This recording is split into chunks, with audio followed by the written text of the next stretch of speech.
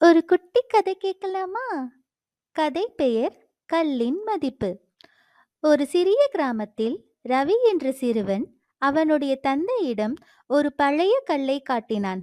அப்பா, இந்த கல்லை சந்தைக்கு கொண்டு சென்று விலையை கேள், ஆனால் விற்காதே என்றார்.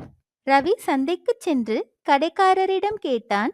கடைக்காரர், இது அழகான கல், 50 கொடுக்கிறேன் என்றார். ரவி வீட்டிற்கு வந்தான். அப்பா, இந்த ரத்தின கற்களை விற்கும் கடையில் வைத்து விலை கேள் என்றார்.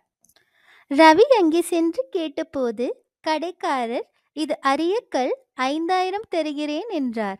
அதிர்ச்சி அடைந்த ரவி வீட்டிற்கு வந்தான். அப்பா, இதை ஒரு பிரபலமான வைரக்கடையில் விலை கேட்டு வா என்றார். அங்கே சென்றபோது கடைக்காரர், இது அபூர்வமான வைரம், 5 லட்சம் தருகிறேன் என்றார். இந்த கதையின் பொருள்: ஒருவரது மதிப்பு அவர்கள் இருப்பிடத்தை பொறுத்து மாறும். சரியான இடத்தில்தான் நமது உண்மையான மதிப்பு வெளிப்படும்.